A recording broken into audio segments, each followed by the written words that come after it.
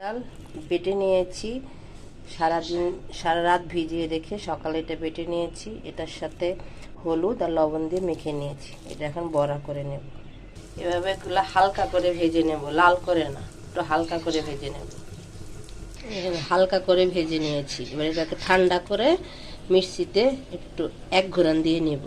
দেখেন আমি বড়াগুলো সব টুকরো টুকরো করে নিয়েছি। এবার এগুলো একটু হালকা গুঁড়া করে নেব। এটা গুঁড়া এক ঘোরান দিয়ে নেব। এই যে দেখেন গুঁড়া করে নিয়েছি, বেশি একটা গুঁড়া করি নাই, একটু আড়া আড়া করে নিয়েছি। এরকম গুঁড়া করে নিয়েছি। 1 কাপ চিনি দিয়ে দিলাম, সামান্য একটু জল দিলাম, একটু গ্রানের জন্য এলাচের গুঁড়ো দিয়ে দিলাম। ক্যারামেলগুলো হয়ে যাওয়ার পরে একে একে এগুলো ঢেলে দিব। এবার কাজু বাদামগুলো দিয়ে দিব। কাজু বাদাম, কাঠবাদাম, আপনারা যে কোনো বাদাম এখানে দিয়ে দিতে পারেন, চীনা বাদামও দিয়ে দিতে পারেন, কোনো সমস্যা নেই।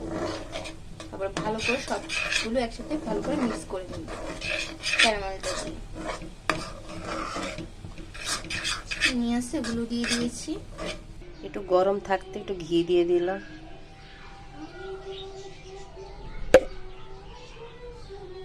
তা ভালো করে এটা মেখে নেব।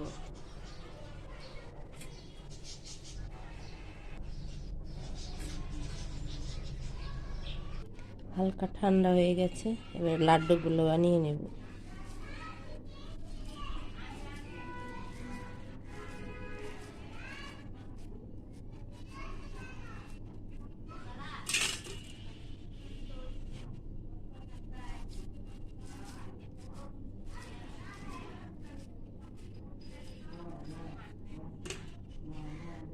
এটার মধ্যে যদি ফুড কালার দিতাম তাহলে আরো সুন্দর কালার হইতো।